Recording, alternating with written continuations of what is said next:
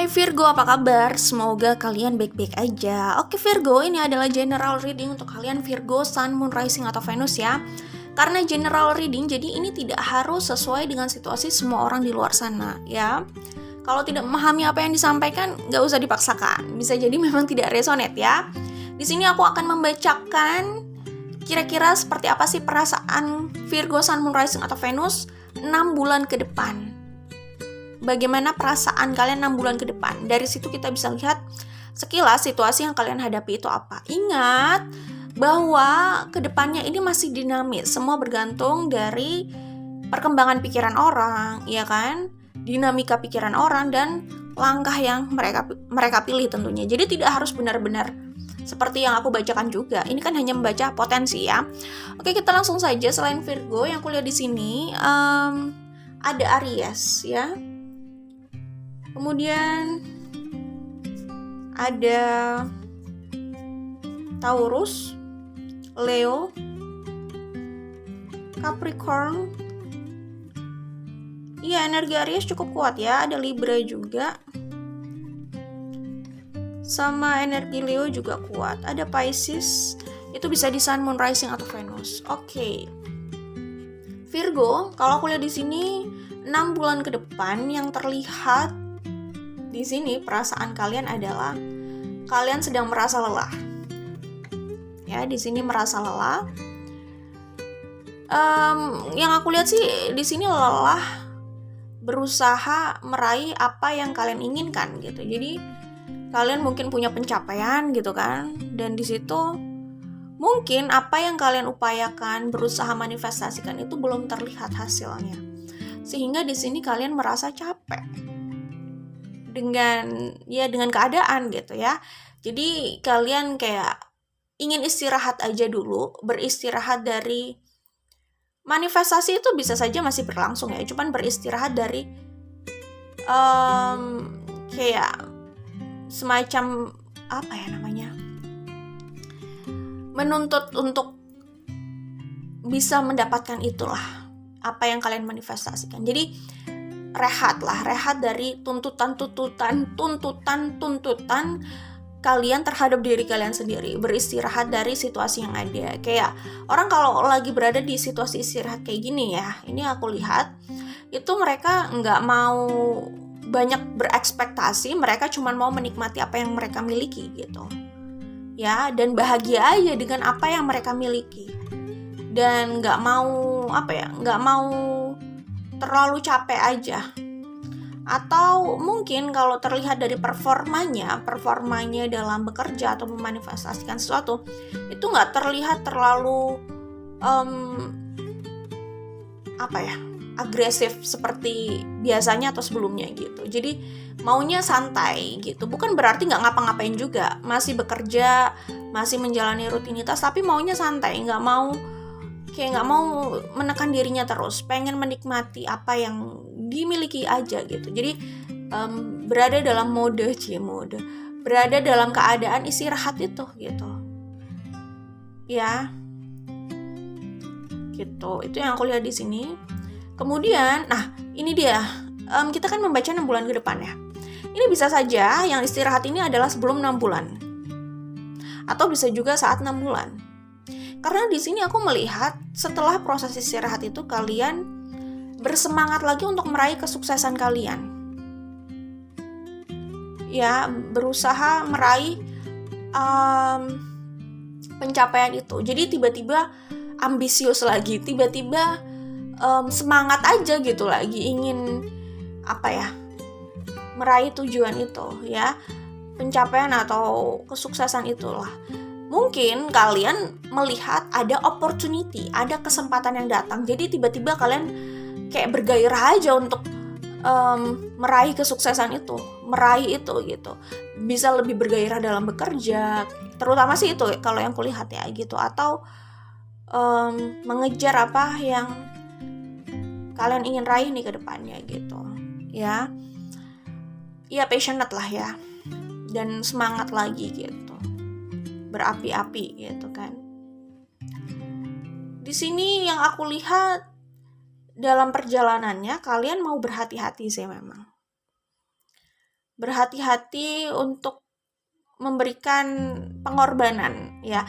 Namanya kita mau meraih sesuatu itu kan pasti ada pengorbanan.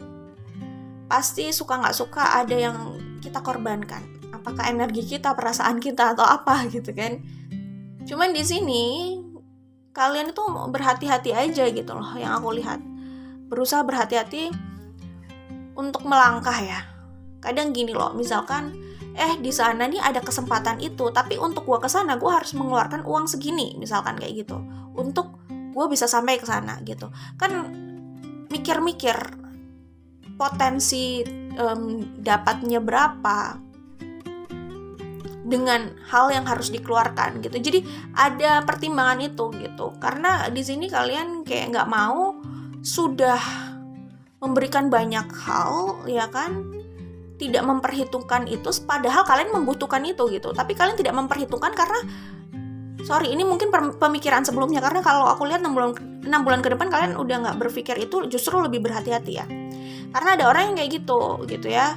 Mungkin mereka naif atau ya namanya juga manusia ya. To be old and wise you must first be young and stupid gitu loh. Kita perlu informasi, pengalaman, akhirnya kita tahu gitu loh ya kan. Orang bisa mengorbankan banyak hal, terutama materi gitu ya, untuk bisa mendapatkan apa yang diinginkan, tujuannya. Mungkin dia pikir nggak apa-apa lah, anggaplah materi yang gue keluarkan atau gue korbankan ini sebagai investasi, gue bisa mendapatkan pencapaian itu gitu. Padahal dia butuh materi yang dia korbankan itu gitu. Nah, setelah dia mengetahui bahwa tidak lantas kalau kita berkorban banyak lalu kita akan mendapatkan itu ya, dia menyadari itu gitu ya. Akhirnya dia atau mereka jadi lebih smart lagi untuk memilah apa yang bisa dikorbankan, apa yang lebih baik nggak bisa serta-merta dikeluarkan gitu loh. Karena mereka juga bertahan hidup dari situ, misalkan contohnya kayak gitu. Ya ini sama kayak investasi atau apa ya, orang kalau mau buka usaha ya, misalkan bisnis gitu kan pasti butuh modal ya. Pertama, antara modal yang harus dia keluarkan dengan yang dia miliki untuk bertahan hidup itu gimana. Jadi nggak serta-merta, gue akan mengeluarkan modal segini gitu, 10 gitu. Pasti nggak apa-apa lah, nanti kan gue akan dapat 20 gitu. Kan nggak serta-merta kayak gitu. Jadi kalau orang itu sudah tahu bahwa tidak sesederhana itu ya, maksudnya tidak seakan-akan saat ini gue berkorban, saat ini gue susah, otomatis gue akan bahagia. Nanti kalau nggak ada perhitungannya, tidak smart tidak ada perhitungannya, ya bisa saja dia jatuh aja di lubang yang sama. Bukannya yang ada bisa jadi kecewa gitu ya, karena sudah berekspektasi lebih, bahkan sampai mengorbankan mungkin banyak hal yang dia miliki gitu. Kayak gitu. Jadi nggak serta-merta orang berkorban atau orang susah saat ini pasti nanti akan bahagia, itu nggak serta-merta juga. Tapi kalau orang udah bikin susah orang gitu ya saat ini, nah itu pasti akan ada karmanya gitu ya. Maksudnya nggak serta-merta kita susah kita akan bahagia nanti itu. Karena gini, kita kan namanya menjalani hidup itu kan perlu belajar ya. Sama kayak orang berinvestasi 10, kan belum tentu dia akan bahkan modalnya kembali aja belum tentu gitu loh. Itulah kenapa menjalani hidup juga kayak gitu, perlu perhitungan, perlu belajar gitu. Itulah kenapa kita lebih enaknya kerja cerdas ya gitu. Ya kayak gitu. Menjalani hidup juga perlu kecerdasan, kita perlu belajar juga kan untuk menghindari hal-hal yang nggak perlu terjadi lah ya kayak gitu. Gitu sih. Jadi apa ya? Ya kembali soal hidup gitu kan. Jadinya sama kayak investasi itu tadi yang aku bilang gitu. Gimana ya, menjalani hidup itu perlu cerdas ya, karena itu sih mempertimbangkan aja gitu.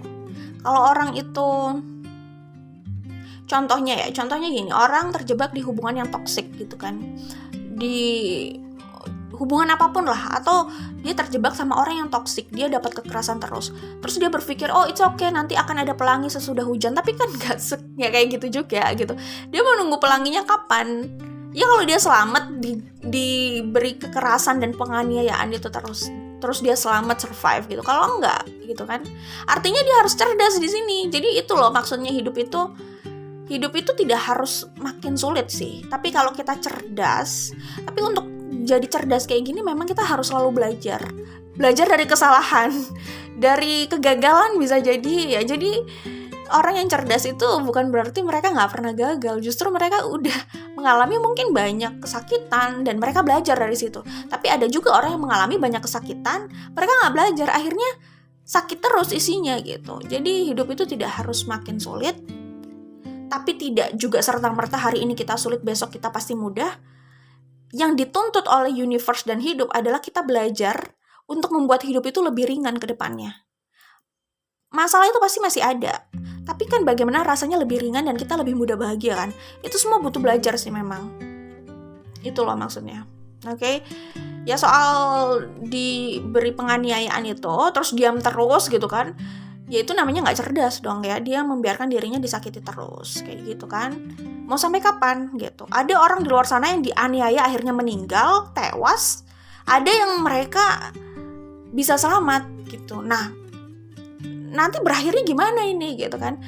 Ya artinya dengan informasi bahwa kekerasan, penganiayaan itu bisa dipidanakan, cari jalan keluar dan gak perlu takut, karena orang yang melakukan penganiayaan dan kekerasan itu bisa dipidanakan. Jadi slow aja, maksudnya slow itu gini loh, gak usah takut. Orang yang suka mengintimidasi dan memberikan kekerasan itu sebenarnya mereka juga takut gitu loh. Jadi gak usah takut diintimidasi, justru dengan kita tahu informasi, kita cerdas, kita kan bisa mencoba keluar dari situasi itu. Dan tidak membiarkan kesakitan itu harus terjadi terus-terusan gitu. Karena pelangi itu belum tentu kita lihat kalau kita gak mau bergerak gitu loh.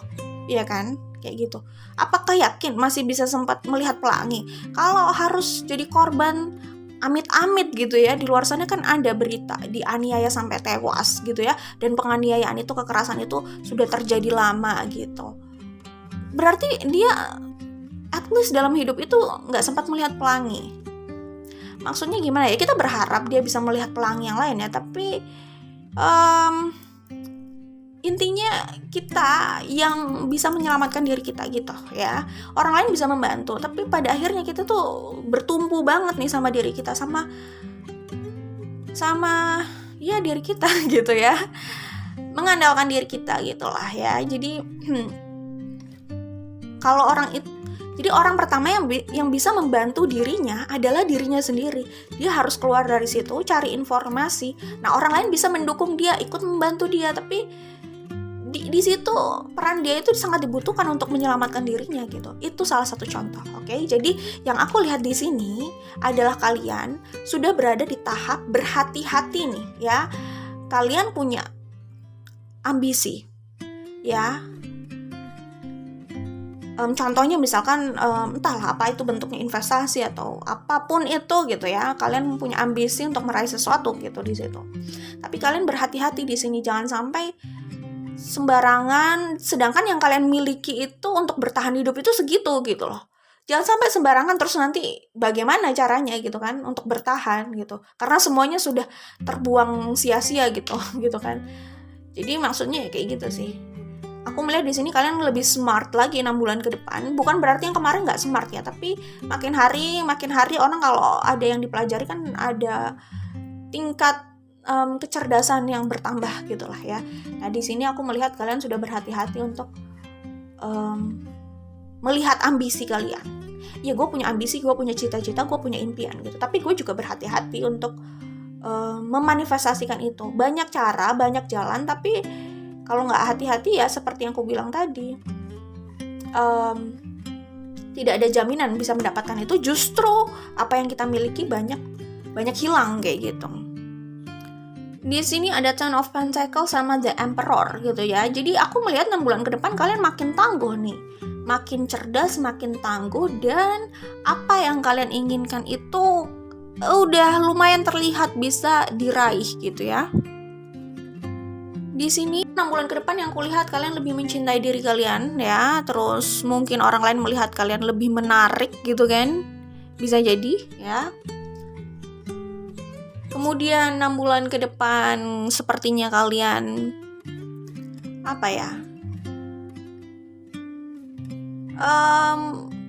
lebih kayak refleksi sih ya. Melihat diri kalian, melihat apa aja yang sudah dilalui sebelumnya gitu kan. Iya, itu sih. Atau mungkin di sini kayak kalian itu melihat masa lalu atau menoleh lagi ke belakang dan sejauh mana kalian udah melangkah, bisa jadi kayak gitu. Di sini kan ada The Emperor juga ya. Kemudian di kartu ini aku melihat kayak kalian tuh lebih tough, lebih tangguh di 6 bulan ke depan. Kalian merasa lebih tangguh aja mungkin kali ya, 6 bulan ke depan. Ya, kemudian di sini aku melihat kayaknya ada hal yang masih menyakiti kalian. Jadi kalian kayak masih dealing ya, masih berurusan sama rasa sakit itu karena memori itu. Dan ini soal proses healing dan proses berdamai sih ya gitu. Nah, di kartu ini aku melihat kalian memang lebih mencintai diri kalian lagi. Kalau saat ini sudah, kayaknya semakin ke depan ini kalian semakin mencintai aja sih. Semakin menunjukkan bagaimana kalian harus mencintai diri kalian gitu ya. Terus 6 bulan ke depan aku melihat ada hal yang menyakitkan juga sih di sini. Seperti yang aku bilang, hal menyakitkan itu bisa saja datangnya dari memori masa lalu ya, atau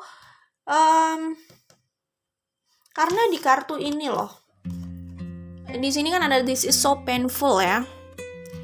Nah, di sini kalau aku lihat sih kayak kalian masih ada proses healing ya 6 bulan ke depan. Kayaknya healing itu terus ya. Mungkin ada aja hal-hal yang mungkin rasanya menyakiti kita, jadi ya healing aja gitu, terus gitu. Sama kayak berusaha happy gitu kan, tiap harinya kita berusaha merasa happy gitu. Oke, jadi itu aja sih yang bisa aku sampaikan di sini ya untuk Virgo, Sun, Moon, Rising atau Venus. Mungkin aja ada orang yang mau mendekati kalian, tapi kayaknya kalian masih perlu healing. Jadi di mata mereka bisa jadi kalian itu masih susah untuk didekati gitu. Gitu sih ya. Jadi mungkin itu yang bisa aku sampaikan untuk kalian ya. Ada yang mau balik lagi juga 6 bulan ke depan kayaknya. Oke. Good luck ya buat Virgo, Sun, Moon, Rising atau Venus. Bye.